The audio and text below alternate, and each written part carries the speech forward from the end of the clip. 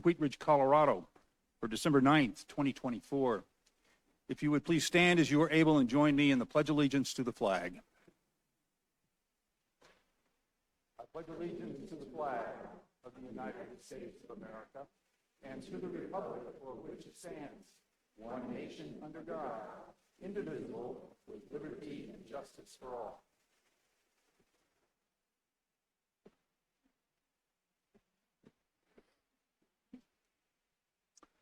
Thank you. If the clerk would please call the roll of the members. Jenny Snell, Present. Scott Ohm, Here. Rachel Hultain, Amanda Weaver, Corey Stites, Here. Janice Hoppy, Present. Dan Larson, Here. Leah Dozeman. Here. You have a quorum. And we have one more counselor coming to join us. Counselors, in your packets tonight, you have study session notes from November 18th, 2024, and City Council meeting minutes of November 25th, 2024. Are there any corrections or changes to be noted in the minutes and notes? Seeing none, we will let these documents stand as prepared, and with our thanks to the clerk. Are there any changes to be noted in the agenda? Seeing none, we will proceed with the agenda as published. We've got a couple of ceremonies, and I will go to the podium first. So,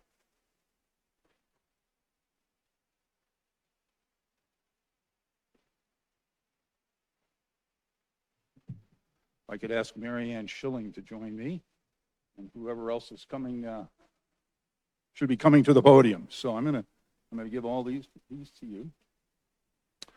We're really excited tonight. We've got two recognitions that we want to do, and these are really important things for our community to gather with new leaders and new folks in our community and welcome them and thank them for their willingness to serve and their willingness to help us create a great city in the city of Wheat Ridge.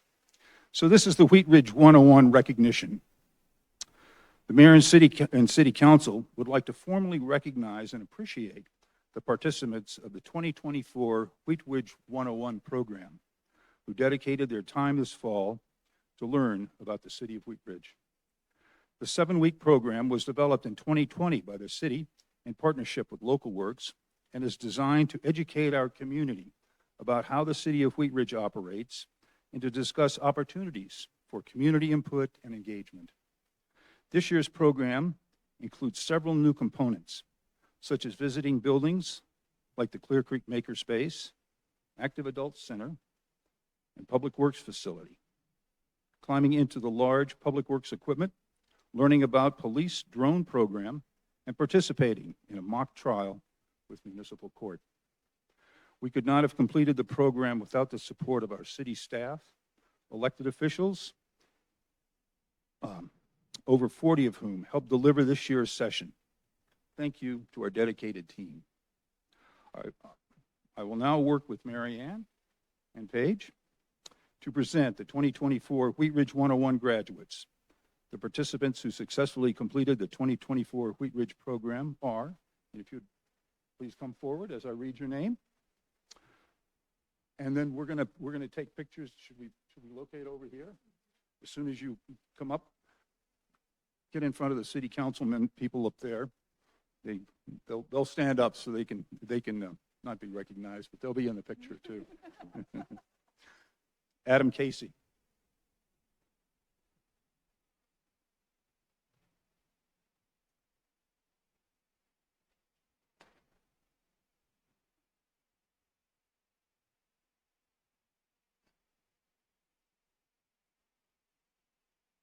Alex Goldsmith.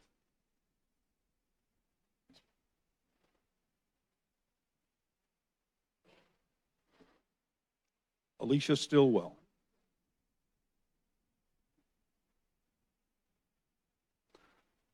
Elena Sears.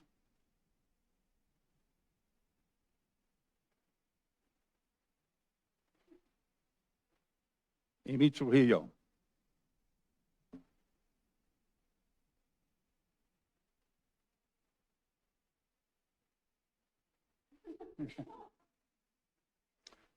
Bradford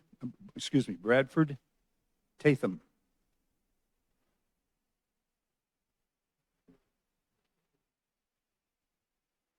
Thank you. Brendan Kelly.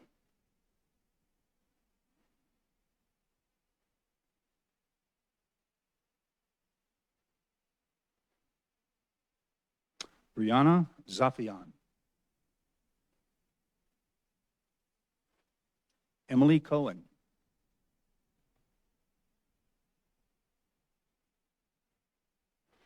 Jeffrey Richards.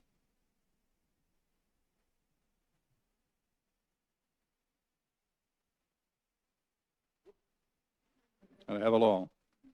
Jennifer Krause.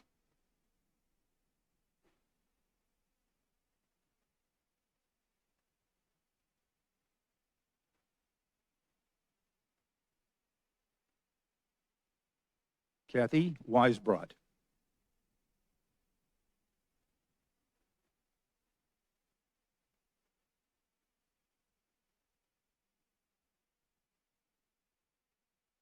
Katie Duncan.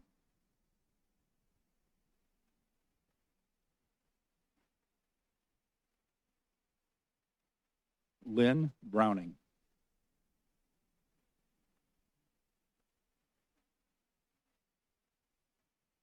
Lisa Streisfeld.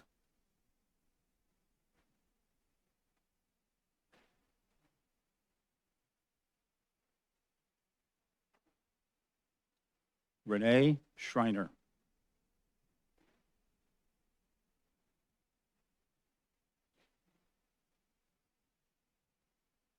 Rio O'Neill.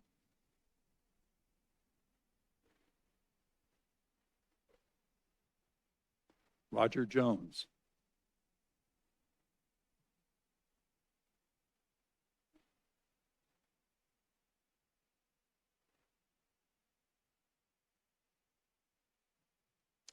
Trish Tilley.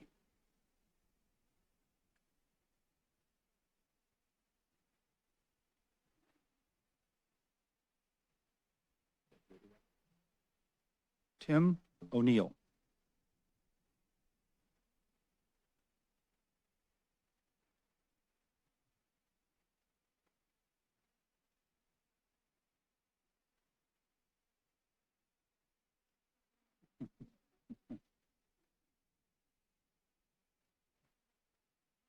The Mayor and City Council would like again to thank all of the participants for your interest in the city of Wheat Ridge, and we hope you continue to stay engaged in our city. So thank you very much. Let's have a big round of applause.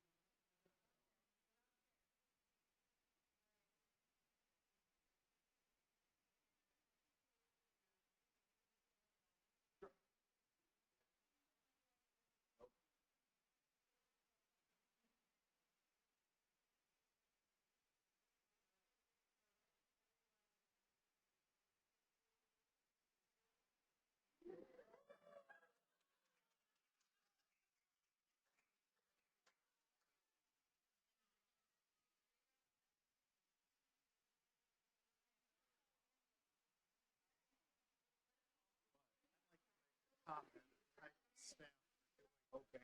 All right.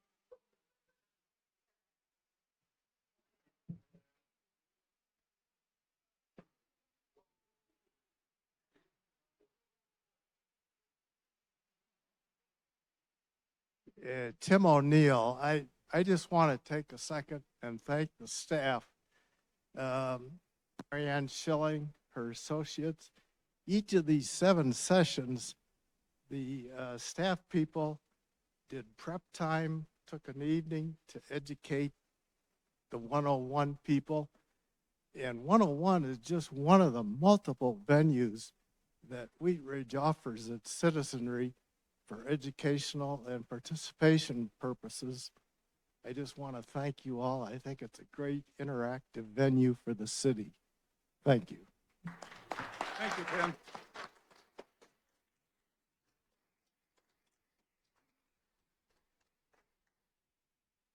Thank you. I'd like to invite Chief Murtha to join me up here at the podium.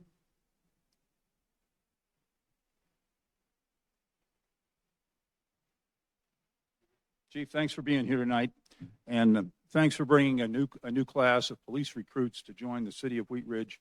We are really honored to have them here, and please take this podium and tell us more about it.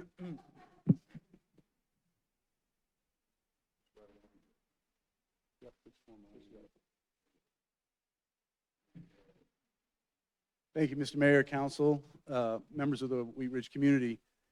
It's always an honor and a privilege. Well, let me back up. Thank you to the folks in the Wheat Ridge 101 program for your engagement in the Wheat Ridge government.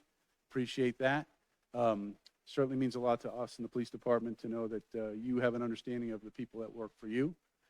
Regardless of however the votes came out, I do want to say that we still appreciated you. We're not blaming Division Chief Kellogg at all for the lack of first place trophies in our midst.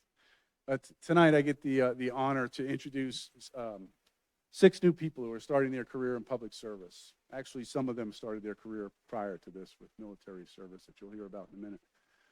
But I want to say that it's always enlightening to me to realize that there are still folks who want to do this job and do it at the highest level. And I'm saying that these folks are better than a lot of the folks that I've met along the way. I'm always honored to hear from our academy folks just how good the Wheat Ridge police officer is.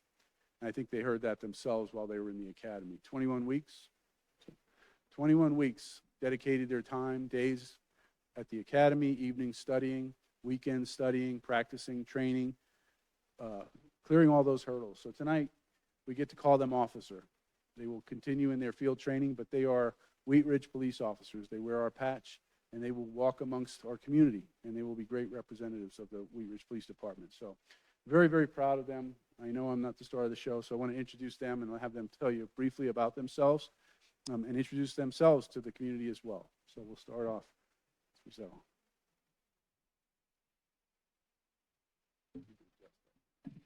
All right. Hi, everyone. My name is Roselle Herrera. I'm from California. I moved here 4 years ago. So what drew me to Wheat Ridge is, honestly, from the beginning to now, everyone has been super professional, respectful, and super family-oriented. I definitely feel like what drew me in even more was that, sorry, they value us as people, not just police officers. They see us as people with family, kids, parents, and they definitely make it known to our family that they value us. Chief Murtha spoke to my mom, which was really amazing. It gave her some sort of comfort. And I think in general, the culture and the values of the department itself is something that I align with. And I think that's really important for the community itself if we want to make a difference. All of us have to work as a team, and yeah.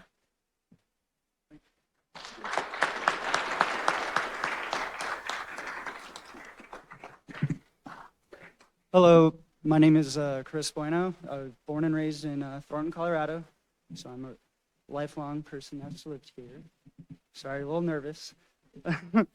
The reason I chose Wheat Ridge is I actually have a friend that is a police officer as well here, and he knows I've been looking around for a long time trying to find my place, and he told me Wheat Ridge is very family-orientated, and I was born and raised where family comes first, and he told me everybody from the top to the chief down to the bottom knows everybody, first name basis.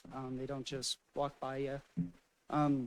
When I went on my ride along, I started to notice all that stuff and see that everybody was really close. And my wife and I just welcomed our first child a couple months ago, and I actually had a couple people reach out to me and congratulate me. So I'm excited to come join the team, help out the community, and make it a better place.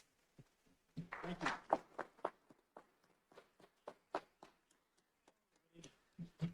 Hello, everyone. I am Jacob Dunbar. I'm originally from Colorado. I grew up for a little bit in a small town of 1,000 called Traer, Iowa. I moved back to Colorado about 10-ish years ago, and I graduated from Wheat Ridge High School at the peak of the COVID pandemic. Awesome, right? What drew me to Wheat Ridge was I already have ties to this community. I appreciate what they did and helped mold me into the person I am today, along with the fact that you don't feel like just a number. You actually feel like you matter, and they see you as a person here. And that is by far the most important thing for me. So.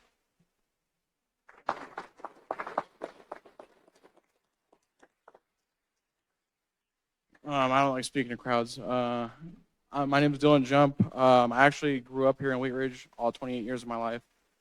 That's one thing that actually like drew me to here. I have previous law enforcement experience with the Denver Sheriff's Department. So for me, like coming here, it means a lot to me just because this is the community that raised me. So being here, it's like awesome because now I get to help like the kids and stuff in our community grow up and in a safe place. So that means a lot to me. I hope later on in my career, maybe I become like an SRO and stuff and kind of be how my SRO was to me and like help me grow along the way.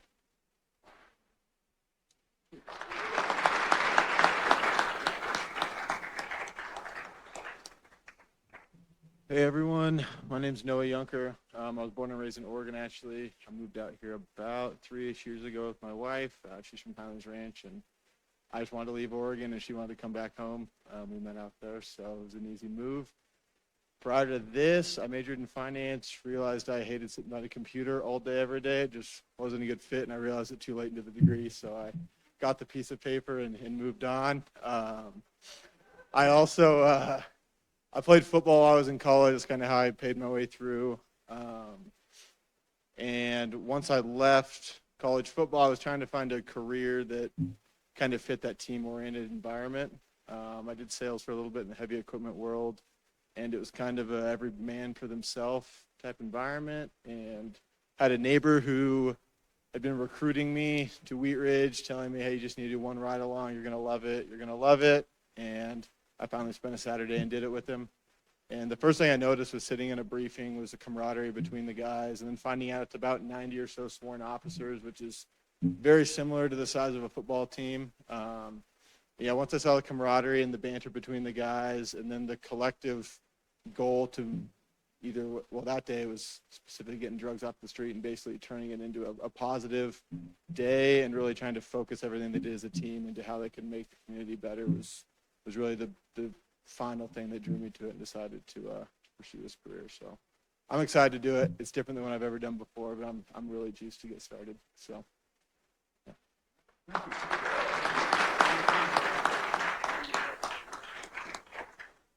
Hello, my name is Kyle Connolly. I'm 27 years old. I grew up in Highlands Ranch. I currently live in Parker with my beautiful wife, who is pregnant with our first child. She's at 31 weeks as of today, so we're pretty excited. Prior Army, after I got out, I was looking for a career with some of the same structure, as well as the camaraderie that I found in the military.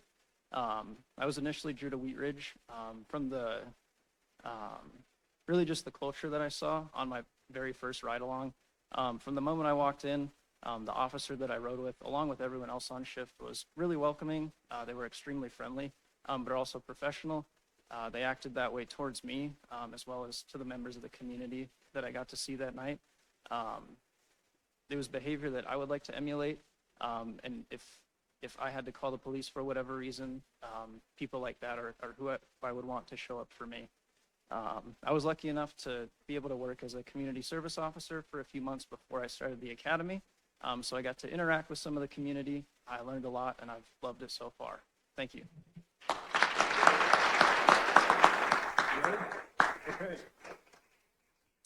Thank you all and welcome to Wheat Ridge. If you all would line up in front of our city council, we'd love to have a picture. So right up in front of the city council there, and we'll get a photo. Council always likes to have their photo taken.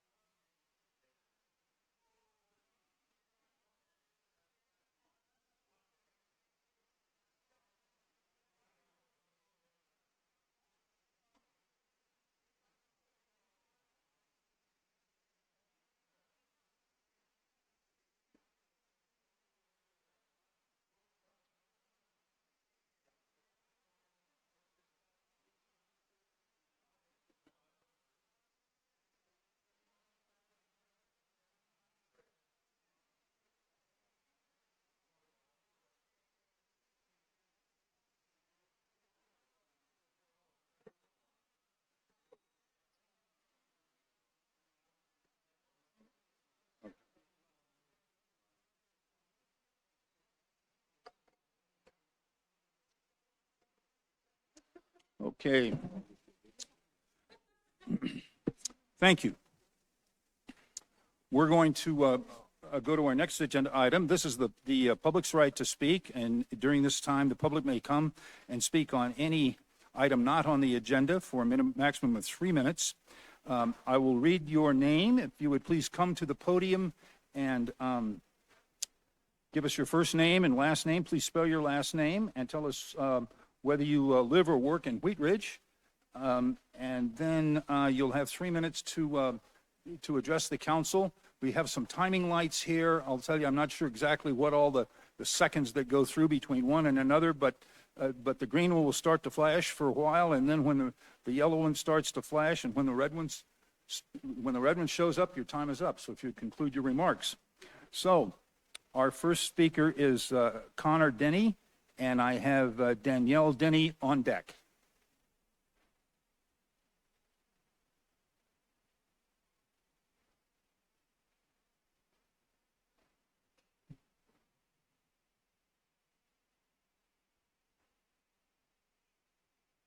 Hi, hello. Can everybody hear me all right?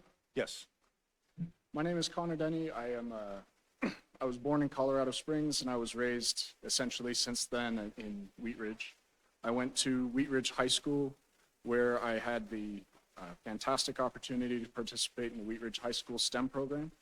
And I'm here just to comment a little bit about the impact that that's had on me as well as the community.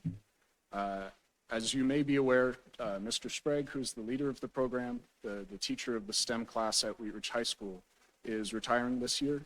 And there's a large amount of capital equipment as well as personnel that may need to be replaced. And there's some thinking to do about what the future looks like. So after I graduated high school, I went and I got my bachelor's degree from the Colorado School of Mines in electrical engineering. And then I went on to get my master's degree from the same institution, and I'm continuing to get my PhD also in electrical engineering. And I say this not just to outline my pedigree, but because it's directly traceable to the skills and technical experience that I gained at Wheat Ridge High School. In the STEM program, students had an opportunity to be truly self-directed learners. There was little framework, which can be somewhat terrifying to students, but for the right students, it can be also extremely beneficial.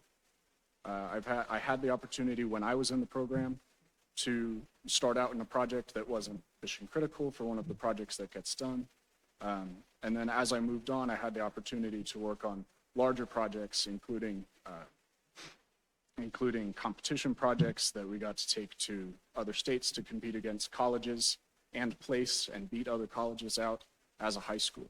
And the reason that we were able to do such fantastic things is partially because Mr. Sprague was able to generate a framework for students to generate their own funding. So one of the best skills that students learn is that they go out and they go find funding, and they have to ask for it. They have to be able to present professionally in order to ask for it. And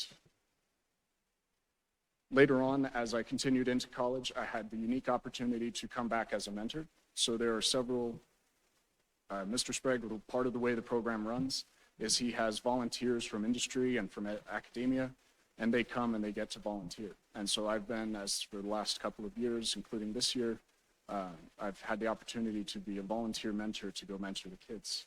And one thing that I noticed in that role that wasn't evident when I was a student is just how much Mr. Sprague leads the kids, and just how much you learn from a non-technical point of view. So I believe my time may be coming to a close, so I'll just end by saying we really appreciate your consideration of this issue, and we hope that you will consider very well how this can be brought into the future in a good way. Thank you. Thank you.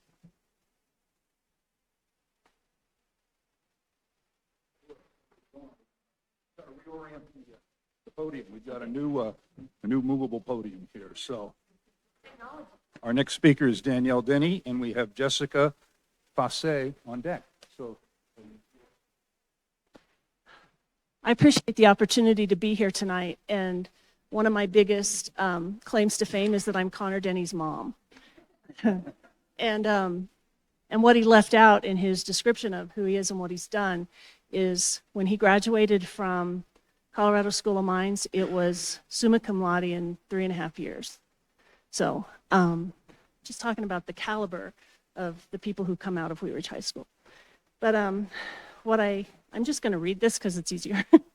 So like many other kids in Jeffco schools, Connor is very smart. But without the Wheat Ridge High School STEM program, much of his genius would have likely remained potential rather than success. Kids need this kind of effective, competent direction, and the Wheat Ridge High School STEM program can set them up to excel. And like Connor and a multitude of others, he was shown excellence. He was already an athlete, so he understood competition in sports, but bringing competition in the world of engineering was different. And he was introduced to an uncommon world of success. That's what Wheat Ridge High School STEM, when well run, can do for our kids. And then on a different note, this is as the mom, a huge benefit that Wheat Ridge High School STEM provided was that my kid was not roaming the streets looking for trouble. No small thing. I mean, we just saw the police officers, whom I appreciate greatly. Connor's terrible about ignoring his phone, and reception in the STEM lab is awful. So, and they all laugh because they get that part. So when it was late and we did not know where he was, we would drive to the school and find him there, safe and sound, totally engaged in a problem or project, totally engrossing to him. So just to be clear, yes, I stalk my kids. All right, thank you. Thank you. Our next speaker is Jessica Fassé and Saham Borgfeld is on deck. Hi, I'm Jessica Fazy. I have recently relocated to Denver, but I was a Wheat Ridge resident for 15 years, and my daughter Zara attends Wheat Ridge schools. I'm here tonight to voice my support for Wheat Ridge STEM and engineering program. As you know now, Sprague is retiring at the end of the school year, and I'm taking over as the booster president for fundraising, and that's significant. He raises over $40,000 a year for this program. $10,000, thank you, comes from you guys. I'm here tonight to voice my support for that program and for my desire for the program to continue to be the student-led, hands-on program that it has been built to be. We all know there's going to be change to the program as Sprague leaves. He's built a beautiful program. But we really want to see that program continue to produce excellent college-ready engineering students.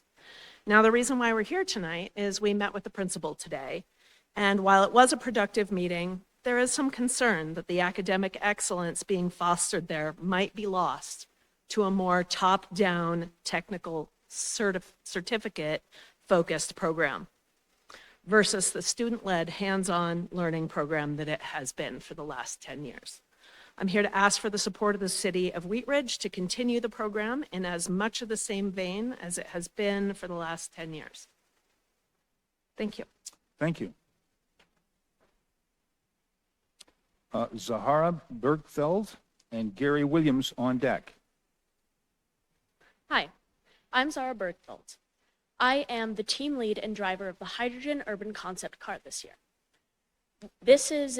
We take this car to an intercontinental competition at the Indianapolis Speedway in April. Throughout my time in STEM, I have gotten hands-on experience in engineering that has helped me discover my love for engineering. Before my experience in this class, I didn't know what I wanted to do in college, and this program has helped me find a direction, which I've found is biochemical engineering. Overall, this program has set me up to work in professional environments, since it exposes students to opportunities to work with the community to fund the program.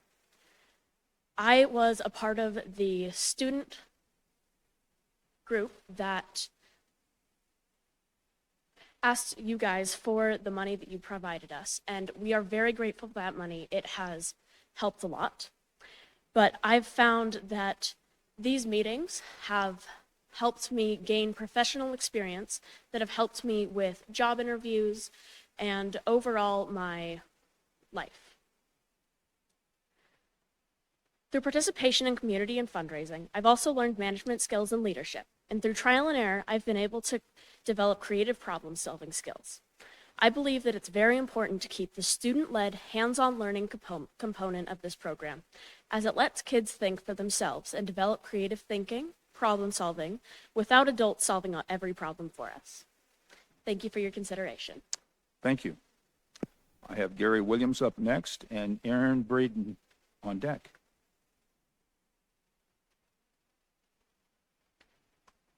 Thank you, Mayor and Council. I am Gary Williams. I'm from Arvada. I want to thank you for this opportunity to talk to you about why I think the Wheat Ridge STEM program is so valuable to our community. I am a registered and published chemical engineer who has worked in the international pulp and paper industry for over 40 years.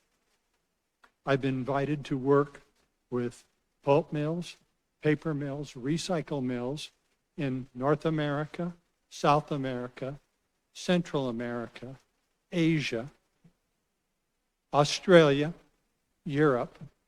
I haven't been to Africa or Antarctica.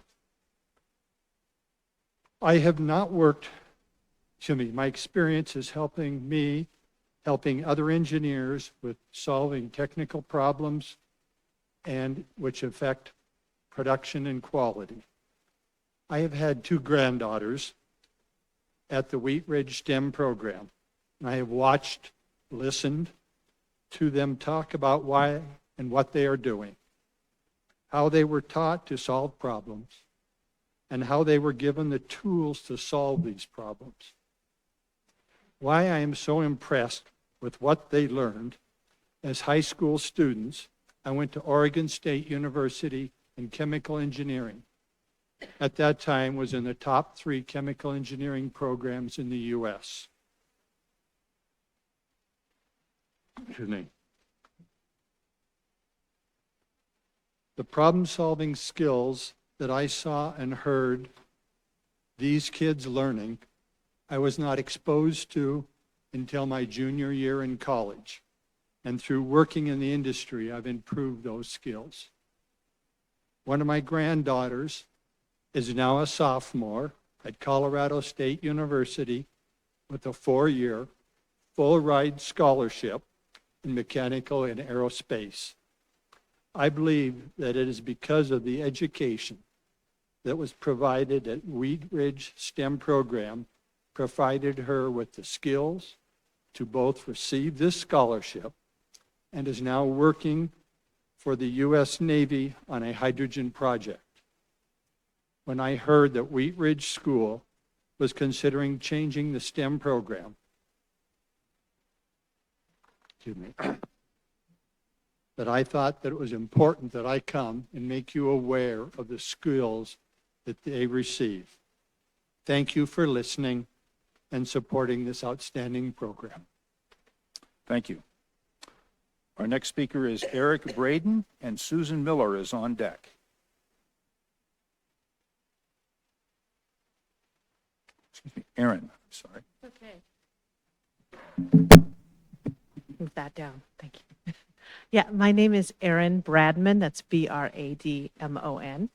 I live in Arvada, but my kids go to Wheat Ridge and we're part of, they've moved on, the STEM program. I'm here to talk tonight for support on that program, and thank you for having us here. I work in enterprise database systems. So for large corporations, the programs I design, the platforms are thousands of websites, thousands of Facebook accounts, and so I do large-scale computers. Like I said, both of my daughters have attended Wheat Ridge, and while they were there in the STEM program, they did everything from build rockets to battle bots to what was on the media team, and of course the hydrogen car that I'm sure is an international recognized program. As a woman who is in computers, I'm often the only one at that table. So to have a program that embraces women is amazing. We're at the STEM the Shell Eco Marathon. They were the only team that was co-ed. and they had competed against major universities, Duke, Cornell, and they were co-ed. They also were the only program that had women leads.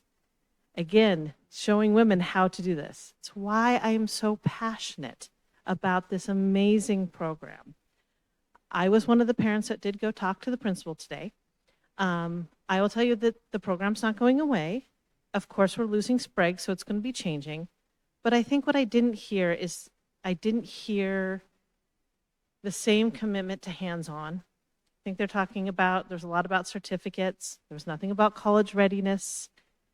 There was none of that spark that made this such an amazing school. We are in Arvada. We have, for years, drove kids, a car full of them, to come to this program because it was so great. If anyone talked to me after that meeting from Five Parks Arvada and said, would you come here? I'm like, probably, I don't know if I would. It wasn't the same. They're planning on making it a certificate, not the college readiness hands-on. What it also means to me is my daughter is in college now. She's, full ride scholarship, like many of the kids that come from that program. I asked her what made her decide to become an engineer. And she said, well, oh, by the way, she's a finalist for the Heck Observatory in Hawaii, the big telescope, and also is being talked to by Los Alamos Laboratory. So I asked her what made her want to be an engineer. And she said she was sitting alone at Wheat Ridge at lunch, and a robot came and stole her ham sandwich. She followed that robot down to the Wheat Ridge STEM lab, and she never wants to leave. Thank you. Thank you. Our next speaker is Susan Miller and Meusa Figureski is on deck. Good evening. Thank you for having us this evening.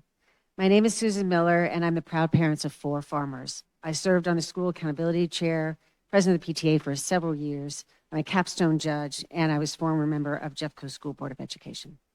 When my husband and I moved here from Calgary, Alberta, we were excited about the opportunity to choose the school that best suited our children's academic and social needs. We lived in Genesee at the time. Our eldest began high school in 2010.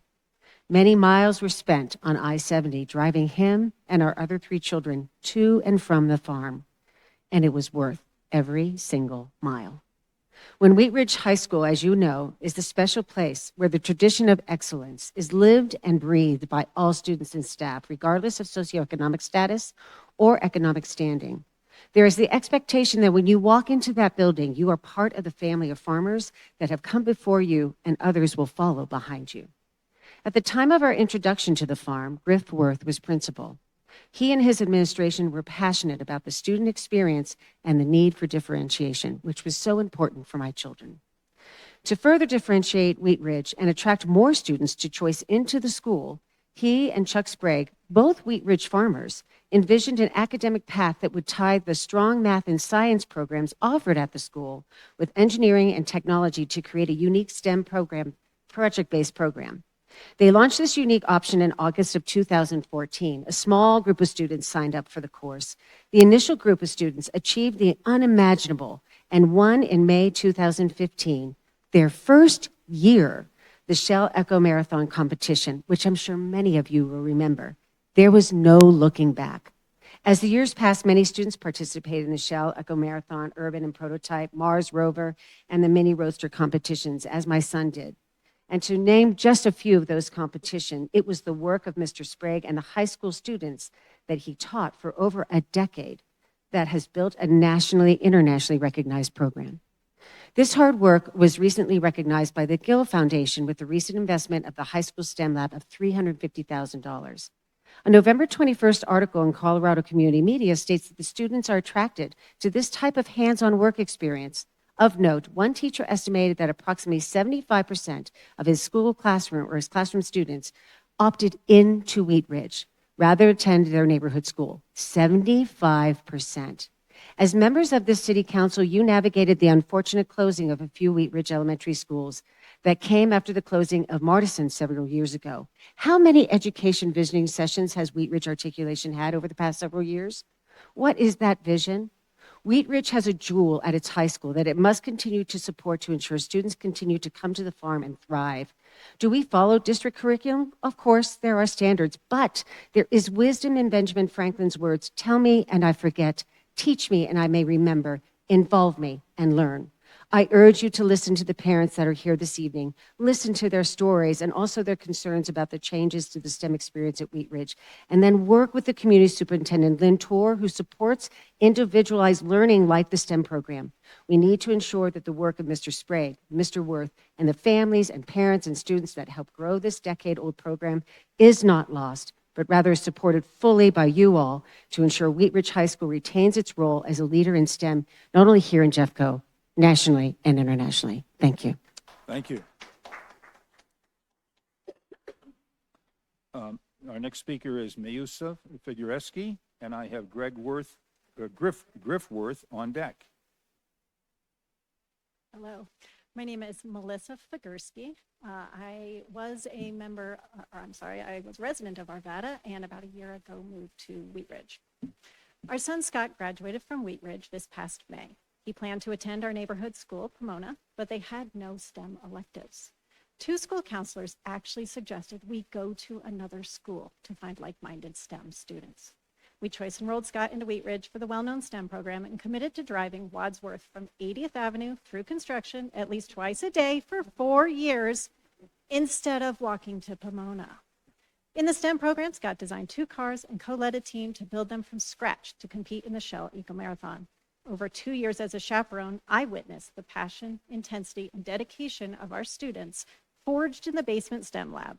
On-the-fly problem solving, focus under intense pressure, accepting constructive criticism, working from sunup past sundown, riding waves of success and defeat, and working as a cohesive team to successfully compete against schools like Cornell and Duke. The Shell competition solidified the Wheat Ridge STEM program as a powerful competitor on a national stage. Our students repeatedly out-engineered the rule book, requiring Shell to write new rules for the next year. Shell has repeatedly sought our team for social media engagement.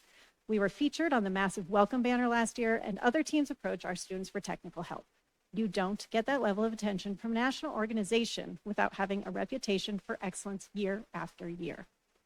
The self-directed structure of the STEM program encouraged my son to learn, design, collaborate with outside experts, work with alumni, build confidence through trial and error, give and receive peer criticism, and find resources outside of the classroom that aren't a part of a typical high schooler's toolbox and cannot be taught through a traditional STEM curriculum. The program at Wheat Ridge gives students the flexibility and freedom to choose what their success looks like and supports them to pursue their goal. Last May, Scott and his teammates were invited to present their car at the UC Denver Senior Design Showcase. I saw college seniors and faculty blown away by this high school team that clearly showed up, all of them. And there's no greater sales pitch for Wheat Ridge High School than having STEM ambassadors show off a cool car to a group of young elementary schoolers who are all eager and excited to attend Wheat Ridge so that they can build a car someday too. When I reread these comments, I was shocked to see that I didn't mention a single technical skill that my son gained through Wheat Ridge STEM. Now, you don't design and build a car without learning a whole lot of technical skills. But technical skills can be measured and recorded. The soft skills that my son learned through Wheat Ridge STEM, communication, leadership, adaptability, critical thinking, etc., could not be learned in a standard curriculum-based STEM program. We no longer have to choice enroll our kids into Wheat Ridge High. We moved to the city a year ago and have 2 more kids attending Wheat Ridge. We came for the STEM program and we moved for the community. The current Wheat Ridge STEM program provides students hands-on project-based learning unlike any other program in the Jeffco School District. It's a special and unique program, and I'm hopeful that it continues to be so for many years.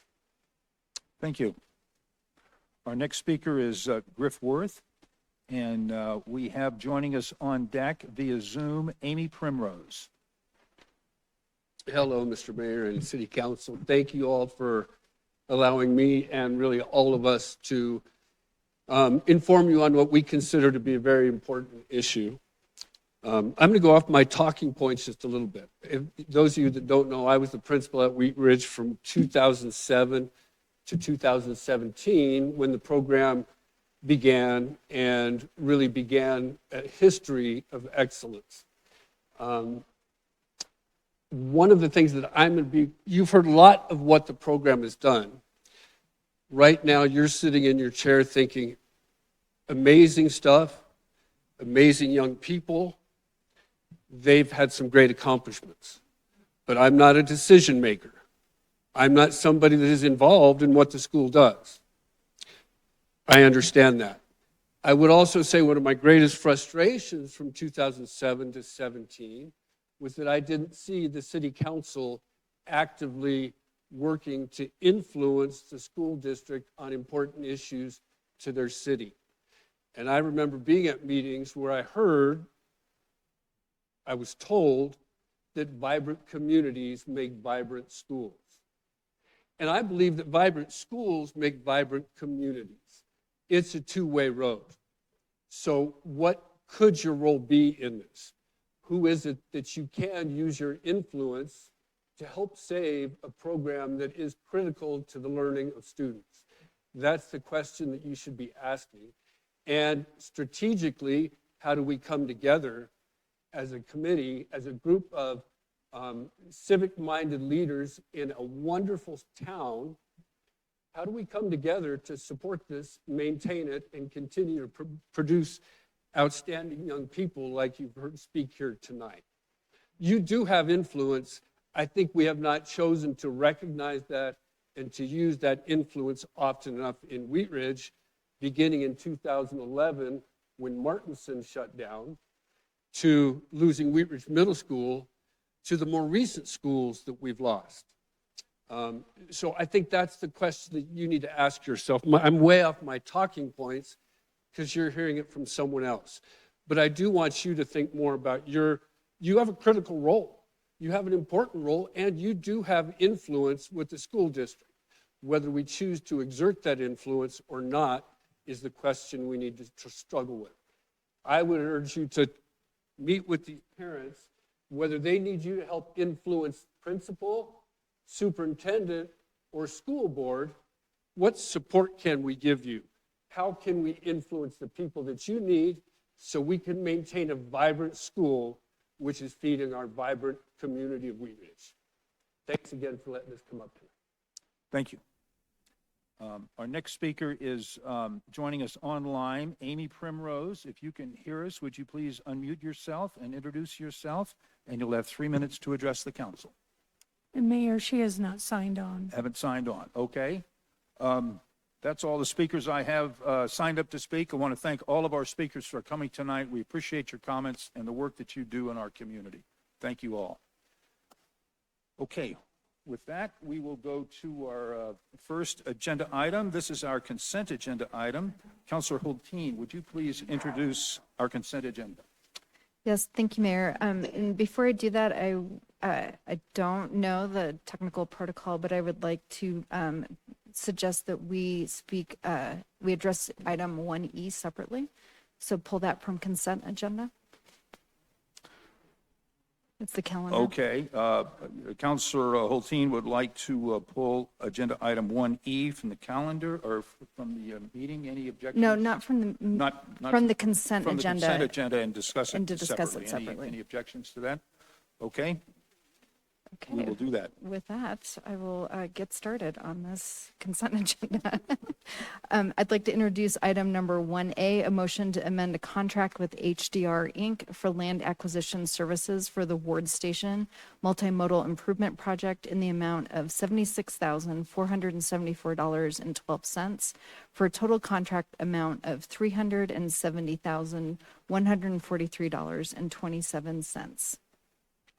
I'd like to introduce item number 1B, a motion to amend contract with HDR Inc. for design support services for the Improved Wadsworth project in the amount of $44,751 for total contract amount of $403,992.79.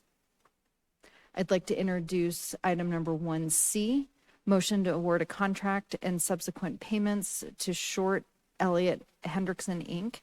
in an amount not to exceed $385,841 for professional design services for the Ward Station multimodal project.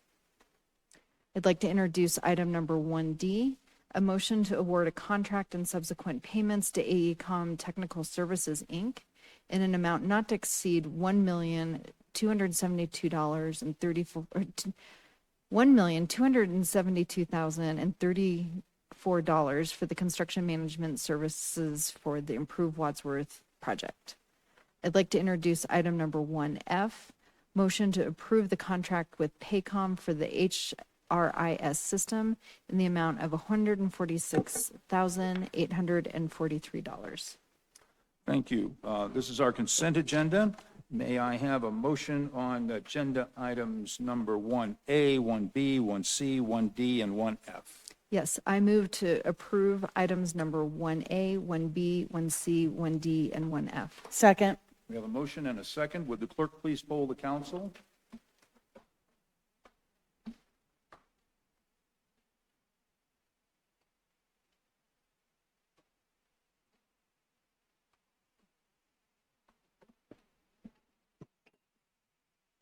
Sorry, we'll try it again. There we go. All ayes, no nays, motion carries. Thank you. May I have a motion on agenda item 1E? Yes, thank you, Mayor. I'd like to introduce agenda item number 1E, motion to adopt the 2025 City Council meeting. Would you like me to read the ad issue? You can read that if you'd like. Yes, I'd like to. The calendar of the City Council meetings is adopted by a motion of the City Council annually. Adopting the meeting calendar for the year is more efficient and enables the mayor, council, and staff to schedule other events and travel in advance. The council will be able to amend the calendar by motion throughout the year if necessary. The following City Council meetings that conflict with observed city holidays or other known events during the year are recommended for cancellation. Study session on January 20th for Martin Luther King Jr. Day, study session February 17th for President's Day, regular City Council meeting May 26th for Memorial Day, study session September 1st for Labor Day. Council may want to also consider the following City Council meetings that conflict with other meetings or community events.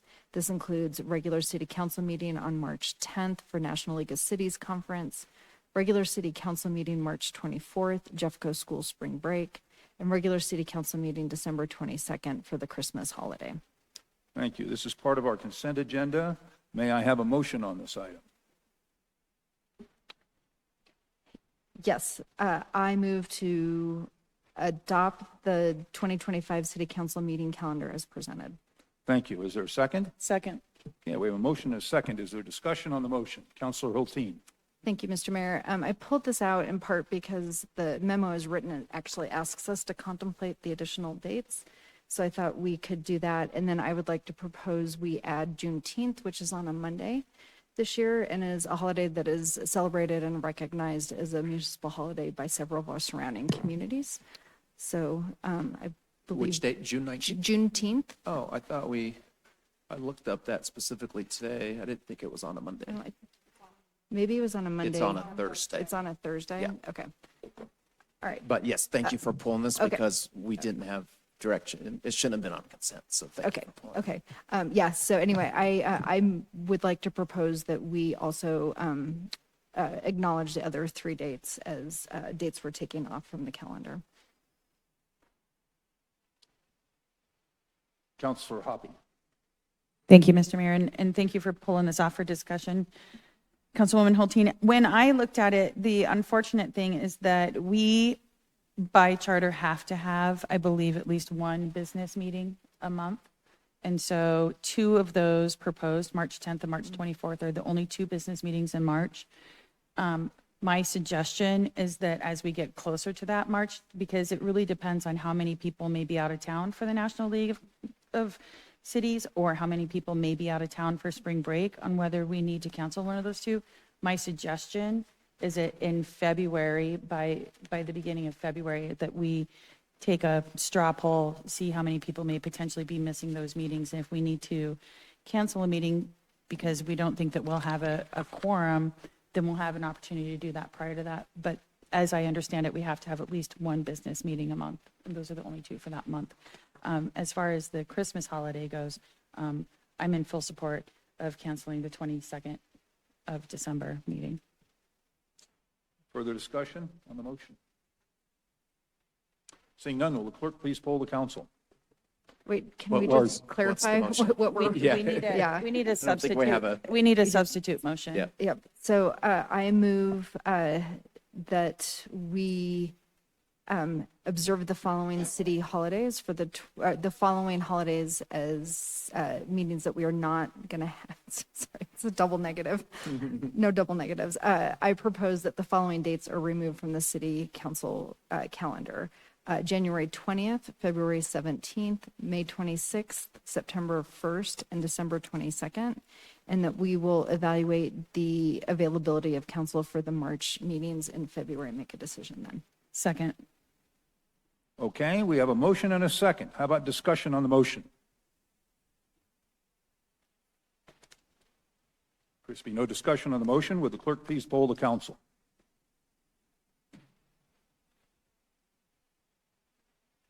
All ayes, no nays, motion carries. Okay, thank you. We will now go to agenda item number 2. Councilor Dozman, would you please introduce this item? Yes, thank you, Mr. Mayor. Council Bill number 23, 2024, an ordinance amending Chapter 21 of the Wheat Ridge Code of Laws concerning work in the public right-of-way and licensing of municipal contractors. At issue, Chapter 21 of the city's municipal code provides for construction and other work activities within or upon the public right-of-way while protecting the integrity of the roadway network and city-owned infrastructure.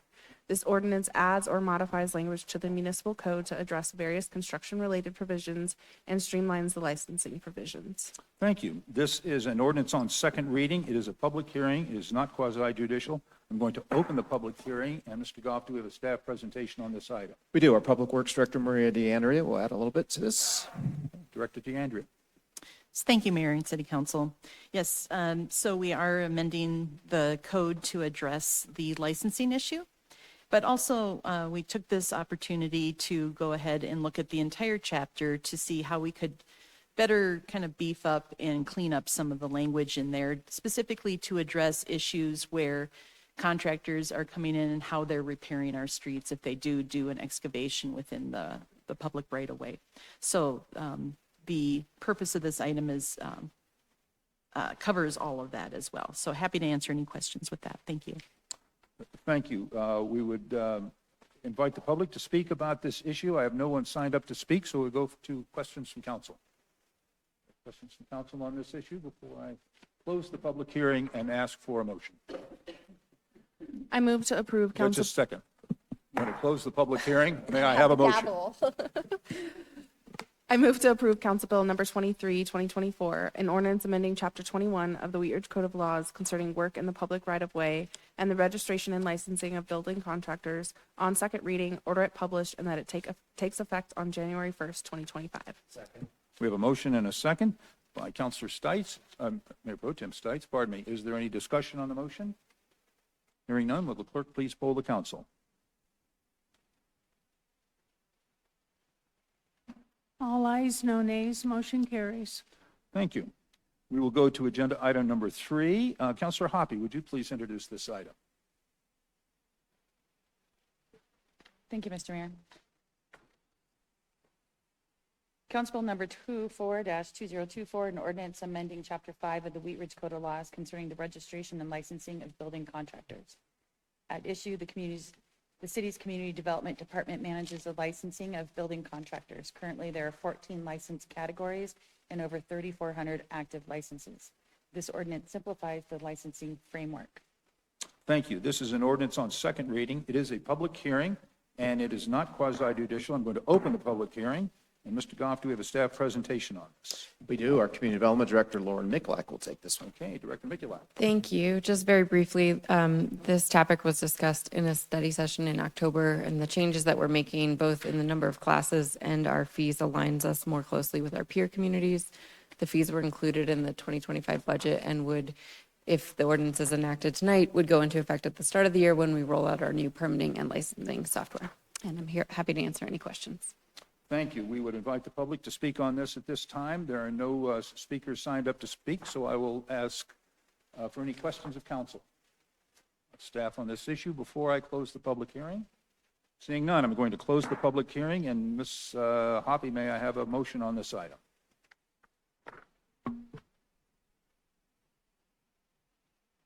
I move to approve Council Bill number 24-2024, an ordinance amending Chapter 5 of the Wheat Ridge Code of Laws concerning the registration and licensing of building contractors on second reading, order it published, and it takes effect on January 1st, 2025. Second.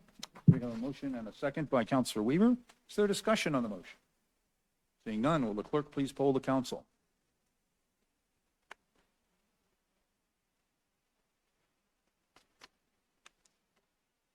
All ayes, no nays, motion carries.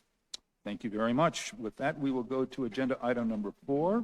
Councilor Weaver, would you please introduce this item? Thank you, Mayor.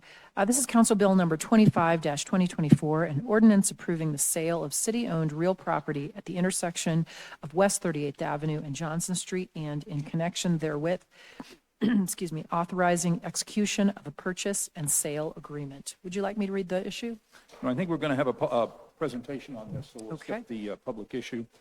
This is an ordinance on second reading. It is a public hearing. It is not quasi-judicial. I'm going to open the public hearing. And I see the screen coming down, or I hear the screen coming down. Scott, do you have a presentation on this item? We do. This item was brought to City Council on October 14th, and there was consensus to bring back an ordinance to purchase that would approve a purchase and sale agreement. Mr. Kyle Ballou is here this evening, and he's going to give a brief presentation about his plans for the purchase of this property, which you did hear about at the study session. But Kyle, if you want to come up to the podium, and I'll let him speak, and then we'll answer any questions that you may have. Thanks for having me back. My better half and partner is watching her kids tonight, so she's not here. But really, I think I'd like to just take questions, but nothing has changed. We have furthered this plan. We've gone through a pre-application meeting, talked with all the powers that be, a lot of support for this purpose on this lot. Really, it's a good feasible lot for the use, and that's really what's come up through conversations with you all and through the pre-application process. Before this, I've been going down, doing survey, doing a traffic engineering study, all the different things that I know will need to happen. And we're just really excited to officially, hopefully get moving here. But yeah, I really want to answer any other questions that you guys have. Just on the site plan specific, even though we're just getting going with it, or business model, anything, all of the above. Okay, thank you. Just for the record, would you please give us your name? I'm sorry, it's Kyle Ballou, B-A-L-L-E-W. Thank you very much. Mr. Mayor, maybe before questions, I'll give a little bit more background. Just as a reminder, again, we did discuss this in study session, but the property in question is about 25,000 square feet. It's the excess piece of property that was purchased by the city for as part of the Discovery Park construction on Kipling and 38th. This parcel, this 25,000 square feet, was not needed for the park. At your last meetings, you approved a resolution to remove the parkland designation from this parcel. This parcel was rezoned back in 2018 for commercial uses. So Mr. Ballou is here again this evening to ask for your approval to approve the purchase and sale agreement. We've had a recent appraisal done, and the property was appraised at $425,000. And the purchase and sale agreement does reflect that amount. The funding, the money would have to go back to the city's open space fund, because this property was originally purchased with open space funding. So that could be used for other open space and parks projects. So I'll be here for any questions you may have too. Thank you very much. We would ask the public to come and speak on this item if they would like. No one has signed up to speak, so I will go to questions from council. Any questions from council? Councilor Larson. Yeah, thank you, Mayor. And just for our benefit and the benefit of my very weak memory, would you give us just a synopsis of this business? Yep. And when things will start happening? Yeah, thank you. So this is going to be a New Orleans style snowball, which is shaved ice, as people know here. A soft serve, old style soft serve, and mini donut stand, basically. More than that, though, our vision, really, my wife and I, is a community gathering spot. The building is going to be fairly small. It's a one-story building, maybe 1,500 square foot. There really won't be any indoor seating. We might have a wraparound patio is the idea that could be somewhat enclosed for some of the cooler months. But a lot of outdoor activation, family atmosphere of outdoor games, even a little silo, actually to bring the farm kind of aspect back into it, that they engineer that you can actually open up doors to put an acoustic guitarist in there or have a little party. And I mean like a 15-foot diameter type silo with the sign on top. So some really cool ideas like that that we're getting going on right now. But that's the business. My wife grew up, if you guys remember, when she came up, she's from New Orleans originally, so she worked at the Snowball Stand in her neighborhood, which is a community icon. Every time you go there, there's 30 people and everybody's just talking. It's when they get together and see each other, whether it's their church, but everybody's always goes by the Snowball Stand, sometimes 3 or 4 times a week. And you just see the community there. So we really wanted to bring that to Wheat Ridge. We have a great community. We go to Discovery Park. I live 2 blocks from it. And there's always a ton of people there, and just kind of expand that with, having that right next to the splash pad, a fairly low impact use on this lot because it was, park. Just think it's a really good spot for it, and we're excited. So. And just to follow up on that, that's a very busy corner, one of the busiest corners in the city. Tell us about parking. Yeah, right now there is kind of a gravel lot that's on the site. If you drive by, that would be paved. That's intended to remain. With the pre-application process and the parking standards, that actually exceeds the parking standards for the size building that we'd be doing, but we want it that way. So we're going to exceed parking on that. That'll be paved, and then the building will be on the north side of that. Yep. Thank you. Councilor Weaver. I just wanted to clarify what I heard, that not only will there be delicious snowballs, but there will be ice cream and mini donuts. Yes, ma'am. Okay, thank you. I'm fully supportive of this. You're just not full yet. Okay. Councilor Hulteen. Thank you, Mayor. I too am excited. I'm curious, since we're talking about parking, I am anticipating a lot of people are going to want to ride their bikes since we're talking about community. Are you planning on having ample bike parking on the site as well? Absolutely, yeah. I was surprised the pre-application process only had like a bike parking spot that was required, but absolutely, we are hoping and thinking that there's going to be a lot of bike traffic, a lot of walking traffic, because we want it to be a neighborhood establishment, really.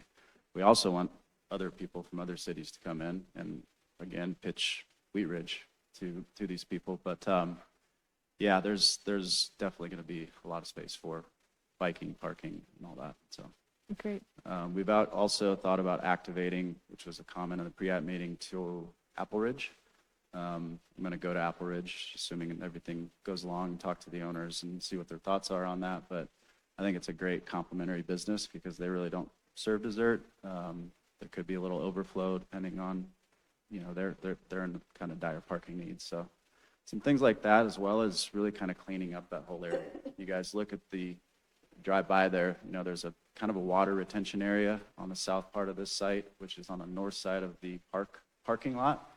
And it just is overgrown and really just kind of an eyesore. So I don't think it's out of the realm as a part of this. We can kind of clean that up and really finish the area as far as site goes. So Great. I'd love to hear you talking about that, talking with Apple Ridge. I'd encourage you to think about, you'll have, people of all ages, a lot of kids coming from a lot of different directions from the park. You've got the school to the north. You've got the Clear Creek Trail. And we went to the tree lighting the other night, and I rode my bike, and I was like, it was so cool to see how many people were, in December after dark on the Clear Creek Trail going to and from the tree Yeah. lighting. I knew because they all had little things on their heads. That's where they'd been. But I think when you're looking at the site and working with the city, like really being thoughtful and intentional around like the visibility and the bike ped access to get really good snow cones, so that you're not creating like too many points of conflict for people who are arriving by car and people who are walking and riding bikes. So just because it is a constrained site. So really, I encourage you to be thoughtful about that and have plenty of places for them to throw their bikes down and get snow cones. bet. Thanks. Thank you. Counselor Ohm. Thank you, Mayor. Has there been any conversations with the Applewood Cafe about shared parking? About what? Like shared parking between? I haven't gone to them yet, just because I wanted to kind of get through this process first, not put the cart before the horse. But yeah, I mean, we'll be in close conversation on all of this. I want to make sure that, you know, we align with what we're good neighbors. So all of that. I'm not sure. Again, we're not. Our hours aren't going to be really in the morning. It might morph to that way. I think they're busiest. I mean, they're busy all the time, but. You know, we'd be happy to do that. I just wouldn't want it to then infringe on our busy time if there was shared parking. So, but I want to open that conversation with them and with community development too. So, thank you. Are there any further questions of council before I close the public hearing and ask for a motion? Hearing none, I'm going to close the public hearing. And Counselor Weaver, may I have a motion on this item? Thank you, Mayor. I move to approve Council Bill number 25-2024, an ordinance approving the sale of city-owned real property at the intersection of West 38th Avenue and Johnson Street, and in connection therewith, authorizing execution of a purchase and sale agreement on second reading, order it published, and that it take effect 15 days after final publication as provided by Section 5.11 of the Charter. We have a motion and a second by Counselor Ohm. Is there a discussion on the motion? Seeing none, will the clerk please poll the council?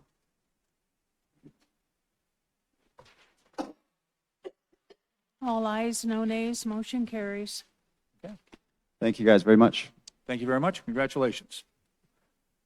This takes us to agenda item number 5. Mayor Pro Tem Stites, would you please introduce this item? Thank you, Mr. Mayor. Council Bill number 26-2024, an ordinance approving an amendment to the existing planned mixed-use development PMUD zoning at Clear Creek Crossing, case number WZ 24-01. At issue, the applicant is requesting to modify the underlying zoning for certain areas of Clear Creek Crossing to refine allowed uses, setbacks, street, plaza, and multimodal requirements. The intent of these changes is to relocate the main restaurant and entertainment district to the western edge of the site and to create a premier pedestrian corridor to connect users from West 44th Avenue, or West 40th Avenue. Thank you. This is an ordinance on first reading to set the date, time, and location for a public hearing. May I have a motion on this item? Yes, Mr. Mayor. I move to approve Council Bill number 26-2024, an ordinance approving an amendment to the existing planned mixed-use development PMUD zoning at Clear Creek Crossing on first reading, order it published by title and in full on the city's website as provided by the Home Rule Charter. Public hearing set for Monday, January 13th, 2025 at 6:30 p.m. as a virtual meeting and in city council chambers, and it takes effect 15 days after final publication. Second. We have a motion and a second by Counselor Hoppy. Would the clerk please poll the council? All ayes, no nays, motion carries. This will bring us to agenda item number 6. Counselor Snell, would you please introduce this item? Thank you, Mayor. This is Council Bill number 27-2024, an ordinance amending Chapter 26 of the Wheat Ridge Code of Laws concerning regulation of natural medicine services and healing centers. At issue, in 2023, the Colorado General Assembly approved the Colorado Natural Medicine Act, creating a regulatory structure for natural medicines and the operation of licensed healing centers. Under the Act, the city may regulate the time, place, and manner of healing centers licensed by the state, but the city may not prohibit the uses entirely. This ordinance allows healing centers in the city's commercial, industrial, and mixed-use zone districts in a matter similar to medical offices. The ordinance also memorializes the state-enacted separation from schools and daycares. Thank you. This is an ordinance on first reading to set the date, time, and location for a public hearing. May I have a motion on this item?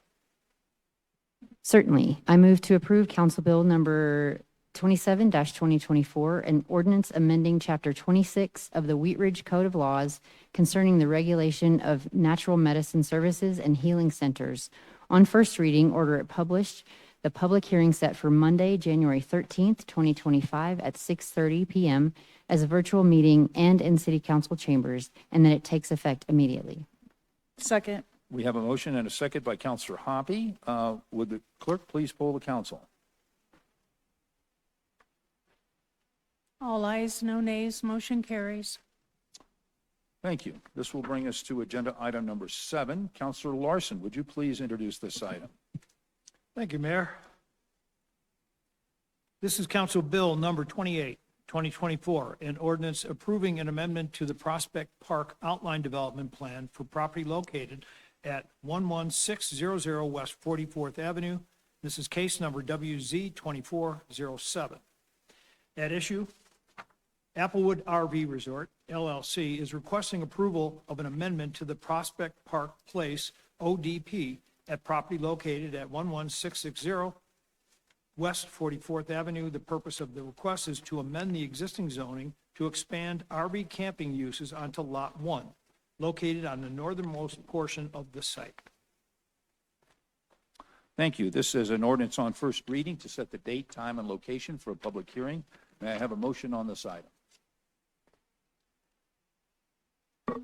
Mayor, I move to approve Council Bill number 28, 2024, an ordinance for an amendment to the Prospect Park Place Outline Development Plan at property located at 11600 West 44th Avenue on first reading, ordered published by title and in full on the city's website as provided by the Home Rule Charter. Public hearing set for Monday, January 13th, 2025 at 6:30 p.m. as a virtual meeting and in City Council chambers, and that it take effect 15 days after final publication. Second. We have a motion and a second. Will the clerk please poll the council? All ayes, no nays, motion carries. Mr. Goff, are we able to clear the screen? Yes, I can. Who was the second on that? Councilman Dozeman? Yeah. Councilman Dozen, thank you.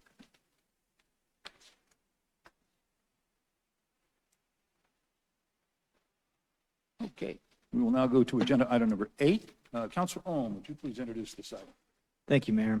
Motion to approve installation of traffic calming devices in 41st Avenue, Nelson Street, Quay Street, and Teller Street in accordance with the requirements of the Neighborhood Traffic Management Program. You wish me to read the issue? Yes, please. At issue, during the 2024 Neighborhood Traffic Management Program, 4 roadway segments met the criteria to receive traffic calming based on the program's eligibility requirements. These 4 projects will be constructed in 2025. Thank you. This will be a motion of the council. It is not quasi-judicial. Mr. Goff, do we have a staff presentation on this item? We're here for questions. Okay, thank you. I would invite the public to speak on this item, but we have no one signed up to speak, so we'll go to questions from council. Councilor Hulteen. Thank you, Mayor. I'm excited to see there's some attention coming to 41st Avenue.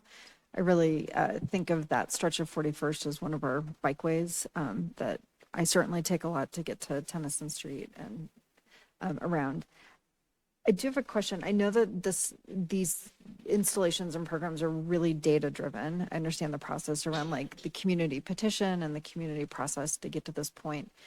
Do we do data collection after installation to see what kind of impact that this has in terms of actually being effective at slowing traffic down?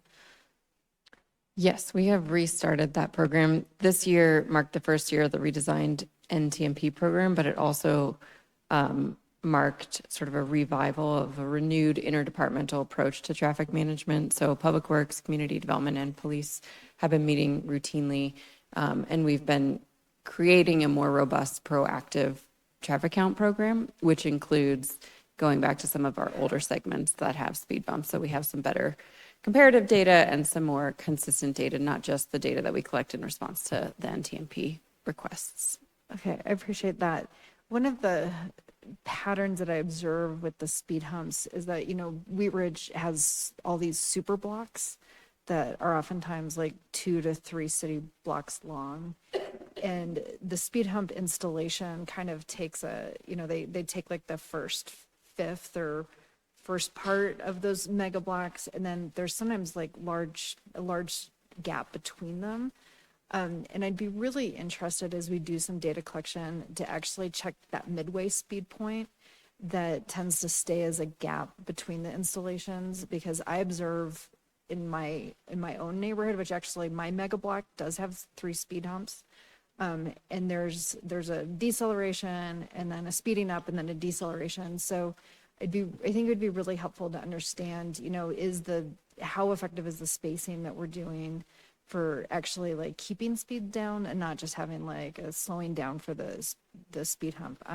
Anyway, I think, neighborhood safety, and we're addressing it in many different ways. And I appreciate the updates to the system, but I'd be interested in learning more about that data so that as we have our future requests, we better understand that geometry and how that translates to actual driver behavior in the neighborhoods. Thank you. Thank you. Any further questions of staff on this item? Counselor Larson. Thank you, Mayor. First up, can we define a speed hump versus a speed bump versus a speed hump? Is there a difference? The plan engineer response to that is the speed hump is a wider bump. The speed bump is just sort of a narrow little, you see those more often in like a private parking lot, but the speed bump feels a little more like a table. It's not actually a speed table, but it's my non-engineering response. I think she did great. That's exactly right. So I think a hump is intended to slow traffic, as opposed to a hump would really almost come to a stop nearly. So, and that's a balance of continuing to have vehicle traffic move along the street, but also for emergency vehicles, that it's not too dramatic of a grade differential as they go over them.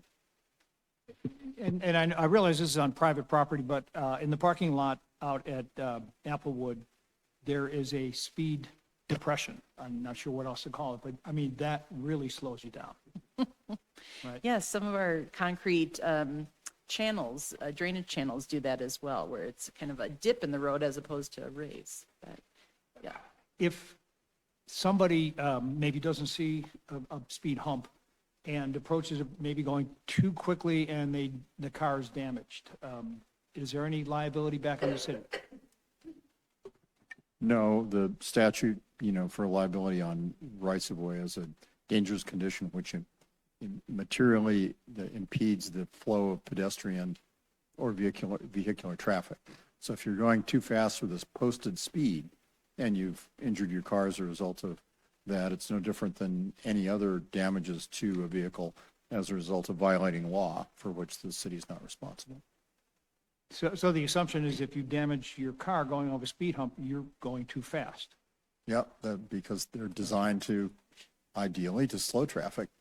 And so you're going too fast for conditions, that being one of the conditions, similar to if the speed limit today is 40 miles an hour on a given street, and you try to drive out there today, and you're driving 35, that still might be too fast for the conditions, and the speed hump is a condition of the roadway. Okay. And then one other question. Help me understand, when I looked over the traffic management page on the city's website, there is descriptions of some of the things that the neighbors would need to do to get sort of on the list and the timing and whatnot. But what I didn't see was a sort of a definition of streets that are eligible for traffic management, the differences between arterials versus residential and that sort of thing. And then I noticed that at least one or maybe two of the streets are streets that do not have curbs and gutters, and whether that makes a difference. Two questions, I guess. Thanks. Sure. So the presence of curb and gutter does not make a difference. The program's really designed more for local streets, though we've entertained some conversations on other corridors or sort of directed people in other directions. But typically, you wouldn't be able to put speed humps on non-local streets. There's sometimes other paint or signage that we can do. So it's always worth a conversation, but you're right, it's predominantly for a local neighborhood street. And how would a resident be able to tell the difference between their street and whether it's arterial, because some of the arterial streets do have homes on them, versus a street that would qualify under the program? We used to have a street classification map. It's off the website for two reasons. It probably needs to be revisited and because of our accessibility efforts on our website. So we have our email and phone number, and our engineering staff can always help guide somebody through that process. So if somebody has a question, just pick up the phone. Or email us, Or email. or come on in to the office. All right, thank you. Yes. Thank you. Counselor Weaver. I just wanted to clarify, in our packet, it actually shows the signs that will be at the speed humps as well. So that's part of the notifying people that there is a speed hump. I would like to rename this program, but I will Okay. stop. Are there any more questions of staff before we call for a motion? Seeing none, Counselor Owen, may I have a motion on this item? Thank you, Mayor. I move to approve installation of traffic calming devices on 41st Avenue, Nelson Street, Quay Street, and Teller Street in accordance with requirements of the Neighborhood Traffic Management Program. We have a motion and a second by by Mayor Pro Tem Stites. Is there discussion on the motion? Seeing none, will the clerk please poll the council? All ayes, no nays, motion carries. Thank you. Taking us to agenda item number 9, Counselor Ohm, would you please introduce this item? Thank you, Mayor. Resolution number 51-2024, a resolution amending the fiscal year 2024 2E budget in the amount of $9,404,727 to defease the 2017 bonds and transfer remaining funds to the capital improvement program. At issue, the 2E fund established to separate and track revenues and expenditures commensurate with the 2017 sales tax bond issuance has a remaining balance of approximately $12.6 million. In discussions with council prior to the 2J bond issuance, it was agreed that $7.4 million would be used to pay down the 2017 bonds, and approximately $5.2 million would be transferred to the CIP funds to defray remaining costs of the improved water project. This resolution authorizes necessary supplemental appropriations to defease the remaining debt services on the 2017 bonds, complete the transfers to the CIP fund, and close the 2E fund. Thank you. This will be a resolution of the council. It is not quasi-judicial. Mr. Goff, do we have a staff presentation on this item? I think the issue statement's fairly straightforward, but if you have any questions, happy to answer those. Okay, thank you very much. We would ask the public to speak on this item at this time, but I have no one signed up to speak, so I'll go to questions from council. Seeing none. Councilor Ohm, may I have a motion on this item?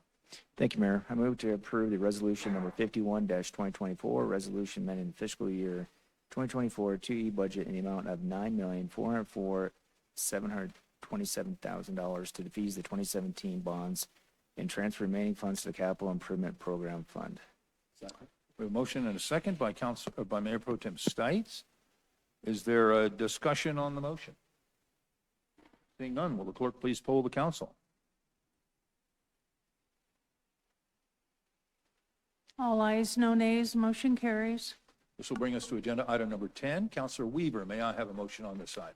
Thank you, I mean, Mayor. not a motion. I think you should introduce this item. Well, okay. Thank you, Mayor. I will do that. This is a motion to accept the transfer. Introduce. Yeah, okay. I know the title says a motion to, Right on. okay, all right. I just wanted to clarify. This is a motion to accept the transfer of property from the Mile High Flood District for a parcel of property along Clear Creek on the west side of Kipling Street. At issue, the Mile High Flood District and city staff have recently been working with the property owner of 4131 Kipling Street to acquire a portion of the parcel, which is located within the Clear Creek floodway. The floodway is a critical area within the floodplain which cannot be developed and is essential to carry flood flows. Acquiring this property allows the city to manage flood risk, protect the floodway's functionality, and provide trailhead improvements. Thank you. This is intended to be a motion of the council. It is not quasi-judicial. Mr. Goff, do we have a staff presentation? We do. We have not brought this to study session, but so we have Benny Pies, our Parks Manager here this evening to give you a brief presentation about what this is about. Thank you, Mayor and Council. The address is 4131 Kipling Street. The timeline. So the realtor representing the property owners reached out to the city to gauge interest in the property in February of this year. Also in February, the Parks and Rec and Community Development Departments coordinated on interest and feasibility. Then in March, Mile High Flood District expressed interest in funding the project through their floodplain acquisition program. In June, the land survey was completed by HCL Engineering and Surveying LLC. In October, negotiations were complete, $375,000 for a 32,128 square foot parcel. In October, closing completed by the Mile High Flood District. In November, parcel boundaries were finalized. Also in November, site remediation and minor demolition was taking place. And that is still currently, it's almost finished. Why should we acquire this land? More floodway in the public ownership so the city can better manage flood risks. City ownership prevents the parcel from being diminished in its use for drainage and flood control mitigation. It allows for appropriate long-term maintenance, which is completed by the Mile High Flood District. And city ownership means that the land will be available for trailhead improvements to the north of the property without impacting the floodway. So this is the map. This map isn't completely accurate. If you notice the parking lot to the east, which is to the right of the buildings, that property will remain under the ownership of the original owner, and we will take the property to the north. It's going to be a 20-foot easement shared, and then all the property to the west. And that's up to our open space currently. So, any questions? Thank you. We would invite the public to speak on this item, but no one has signed up to speak, so we'll go to questions from council. Councilor Hoppy. Thank you, Mr. Mayor. And I wanted to ask, so because that back piece of their property and that easement on the side, well, because it's an easement, they can't build on that piece anyways. But because of the back piece, because it's in the floodplain, is there limited opportunity for them to do any development in that space? And so that was potentially the driver for them to see if the city wanted to pick that piece up? Exactly. Okay. And then my next question is, if their property, so if the city picks up that piece of the property and then now they own less property in the floodplain, could it potentially mean like lower insurance fees for them because they have less square footage of the property owned that'll be insured that's in floodplain? I don't know the answer to that one. It may be, the structure itself is likely the subject of the insurance policy more so than the land in this particular case. So I don't know exactly what the impact would be, but there's a possibility. Great, thank you. Additional questions on this item? Councilor Larson. Yeah, just to be clear, the business that's there now, I believe it's a liquor store. Yes, and in reptiles, yes. That business is not going away. No, they're on a 5-year lease currently, so no. Okay, that was my question. Thank you. Councilor Snell. Just a quick question, Benny. There's also mention of some trailhead improvements. Is there anything of note, or is it paving or something like So if you look that? at the map there's a trailhead to the north of that current property. It's a small trailhead that's heavily used, so we would like to expand that to the south eventually in the future. Thank you. Any further questions? Seeing none, Councilor Weaver, may I have a motion on this item?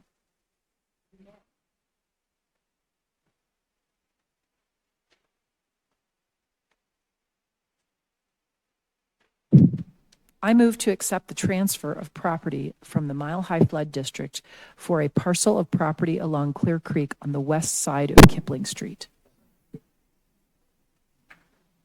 We have a motion and a second by Councilor Ohm. Is there discussion on the motion? Seeing none, will the clerk please poll the council?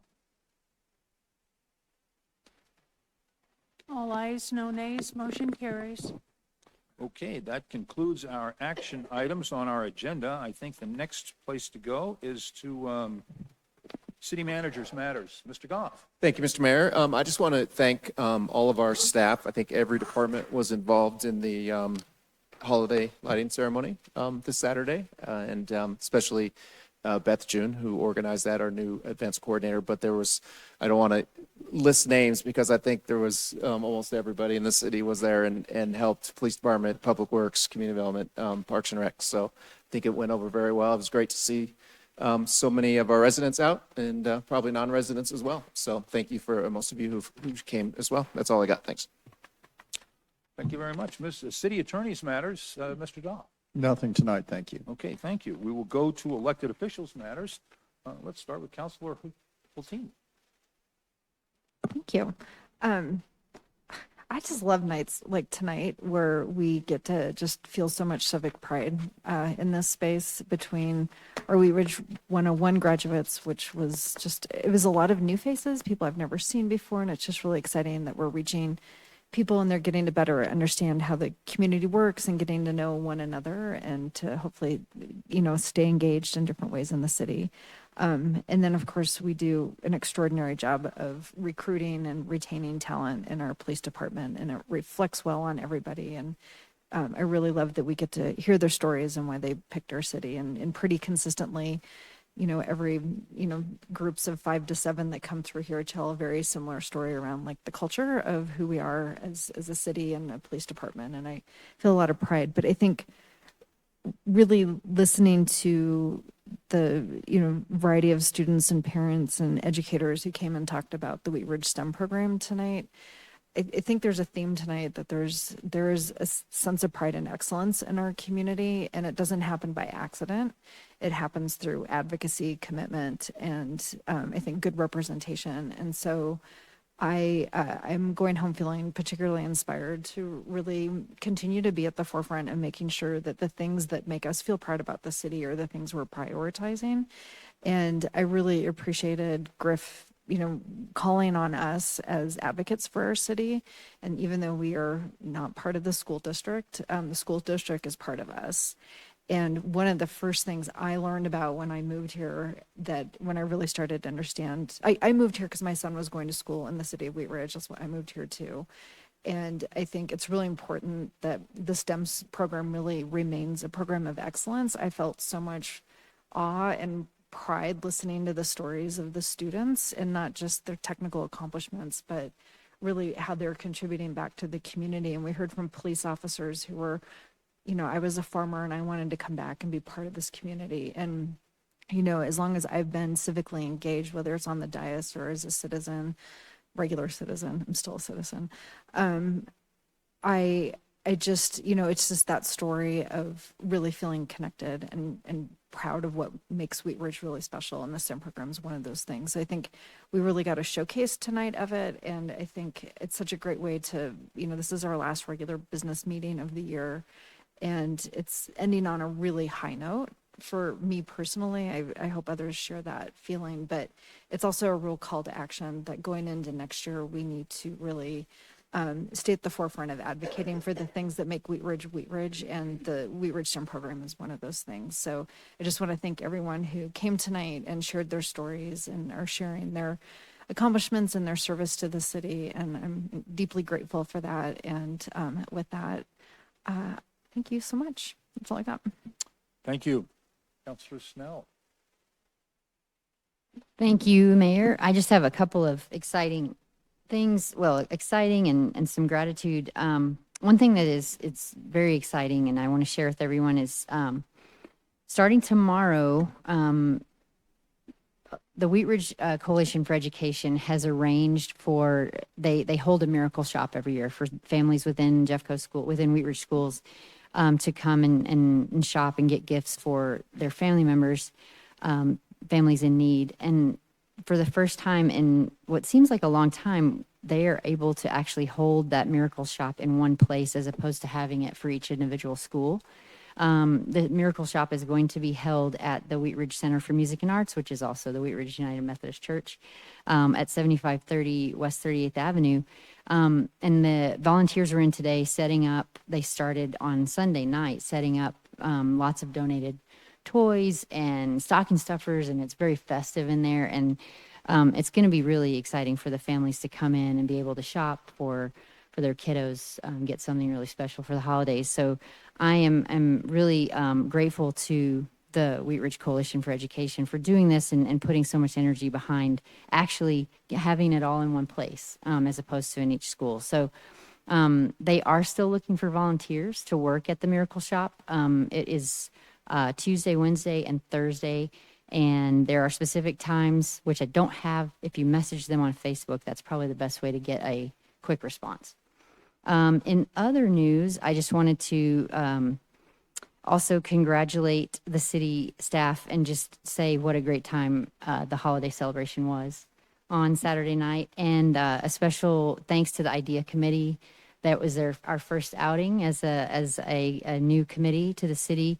And we got some great interactions with our community.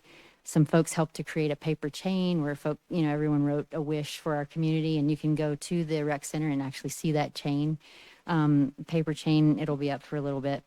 So just a great time. Such a fun time always. So great job to city staff, Parks and Rec, and everyone. And then just a little plug for District 1. I have my mom visiting from out of town, and we took her on a little drive to see some Christmas lights the other night. In District 1, you're killing it. We got some great Christmas lights in District 1. I see lots of great lights in other districts as well, but I am especially proud. So if you are someone that has taken joy, finds joy in putting up Christmas lights, thank you so much. Appreciate it. Thank you, Counselor. Counselor Dozeman. Thank you, Mr. Mayor. We have a house in District 4 that is actually on one of 9 News' lists of best places. It's on Dudley. Yes. So we went and visited that this weekend and drove around the neighborhood and always have a really wonderful time. But I just want to echo some of the comments of my colleagues. My family and I had a wonderful time at the tree lighting ceremony. It's always a fun event. Really nice to have that in the rec center this year.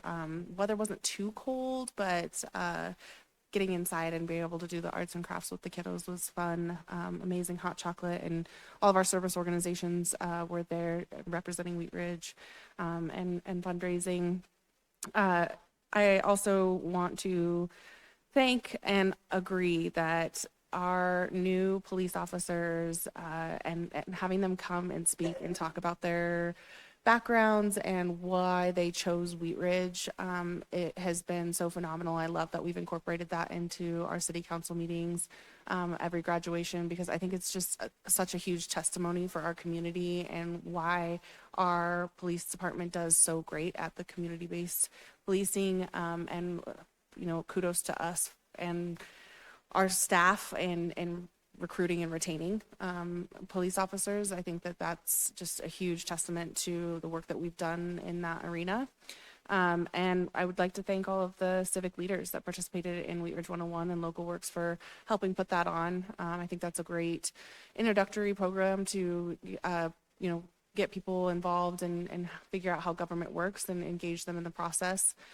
So really grateful for that program, and that we seem to have really robust group of folks this year that seem to really enjoy the program. And then I also wanted to put a plug in that tomorrow is Colorado Gives Day, Tuesday, December 10th. And it is also the night of Barstool Bingo at Esther's. This is the 3rd year of Barstool Bingo. It's kind of unique to Wheat Ridge. And so it'll be a wonderful time at Esther's. And that's happening tomorrow beginning at 6, I believe. I just had it. Yeah, 6 to 8:30 tomorrow in celebration of Colorado Gives Day. And that'll be supporting the Clear Creek Makerspace in District 4, which is a wonderful asset to our community and has received a lot of recognition this year. So just want to put a plug in there, and hopefully we'll see you there. Thank you. Thank you. Counselor Larson. Thank you, Mayor. And I was certainly impressed by the this year's class of police cadets. I think it's definitely a recommendation for our police department, and I am convinced totally, and I'll tell anybody in the world that the Wheat Ridge Police Department is the best. These are the finest officers I've ever had the opportunity and the pleasure of working with.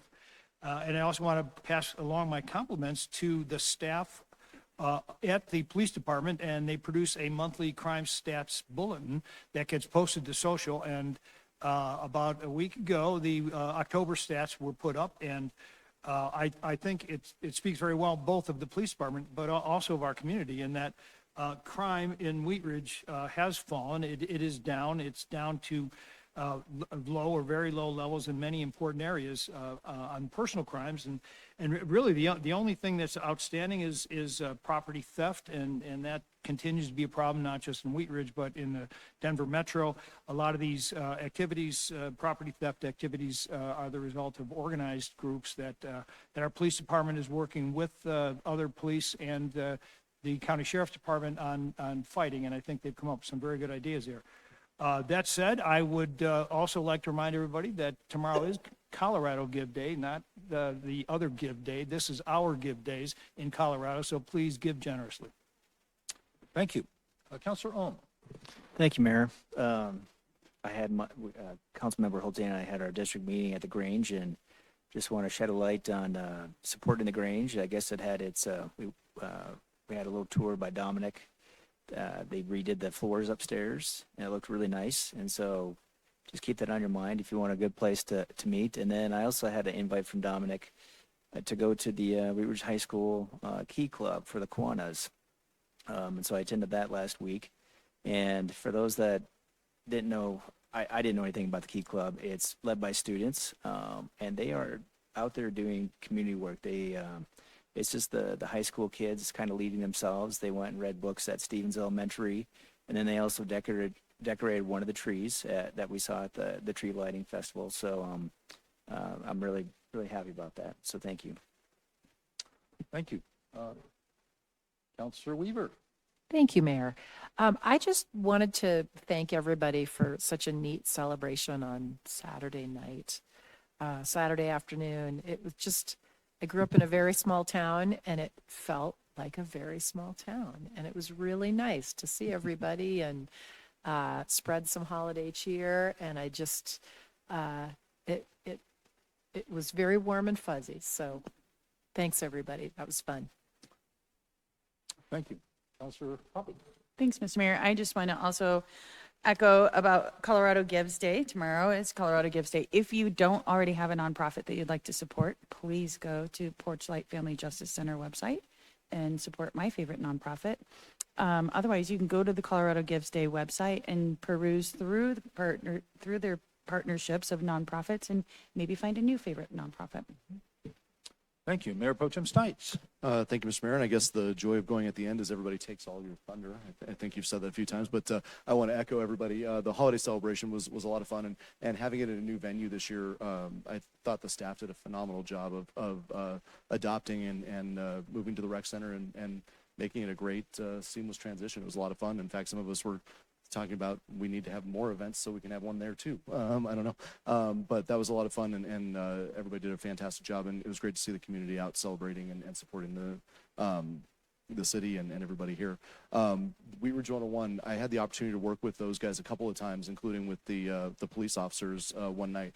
Absolutely phenomenal group of people, but we've got some of those guys discussing already being on boards and commissions, running for council. So it's a really great program, and it's helping to really bring up the, I don't know if you want to call it the bench strength in Wheat Ridge of people who know what they're talking about and know what's going on and know how to be effective citizen leaders. So thank you to Wheat Ridge 101. Thank you to the staff and Local Works for putting that together. The officers we met tonight are pretty phenomenal. I mentioned that I was with the Wheat Ridge 101 with the police officers a couple weeks ago, and I met some of our former graduates that we've met here a few times, and still going strong and still absolutely love the department. So our police officers are the backbone of our community. They really help keep us safe. So thank you to all of you for that. We heard so many people from Wheat Ridge High School tonight And as a former farmer myself, that STEM program is something that's bringing in people from all across the Jeffco and even in Denver. And that's something that we really need to help focus on. So I would encourage the administration at the school to really listen to the community and listen to what they're saying. I had two of my former instructors at Personal Achievement. Both were parts of the STEM program, and both were valedictorians. Both went on to MIT. So pretty phenomenal program they have there. And we heard from people tonight who are already successful in their careers, and they put back to what Mr. Sprague's done there. So really appreciate that, and Mr. Sprague, and hopefully we'll be able to do something to recognize him before his career is over here in the next couple months. The Miracle Shop, Councilor Snell mentioned that. If you can stop in over at the United Methodist Church and support that. The Wheat Ridge Coalition works very hard on that, and we have some phenomenal leaders in there. And Barstool Bingo tomorrow night, 6 to 8:30 at Esther's. So get out and spend your money and support local works and the Makerspace. Thank you. Thank you very much. I'll just say a couple of words. I want to thank all the folks from our community who came and talked about the Wheat Ridge High School STEM program. This has been really an award-winning program, and I hope that we will all take Principal Worth's suggestions that we show our leadership in trying to continue that program and continue the viability of that program. I want to thank all the graduates and congratulate the graduates of the Wheat Ridge 101 program. These are the new leaders that are coming into our community. Thank you for all of the work that you have put into this program, and we welcome you as serving in our community. I want to welcome and congratulate our police recruits. What a great new class that we've got. We've got a first-class, world-class police department. We need to find out whoever is leading this ride-a-thon with the recruits, because they deserve an attaboy or an attagirl for being a great recruiters in that program. So thank you for whatever you do there. Saturday night, the holiday lighting ceremony was just a really delightful event. You know, it was great to have the indoor space. It was great to have we had good weather and really a great crowd out there. So I think everybody had a great time. I want to say a special thank you to Beth June and the Parks Recreation Department, but also Director DeAndrea and her Public Works Department. I understand that we had some big equipment out there, and it was really a welcome event, or welcome part of the event to have that there. So thank you very much for putting that. Of course, we had our police department bringing some of their equipment out there. We like to do things together as a community, and that's just the way that we work. So thank you very much. This Saturday on the 14th at 9 o'clock, I'm going to have coffee with the mayor. If you're able to join us, please come to Vinola's Italian Market at 38th Avenue. And please drive safely and slowly through our seats so that everyone gets home tonight in a safe manner. So there's no more business to come before us tonight. We will be back a week from tonight in a study session, and then we are off for a few weeks for the holiday. But there's no more business to happen now, so we're going to stand adjourned. Thank you very much.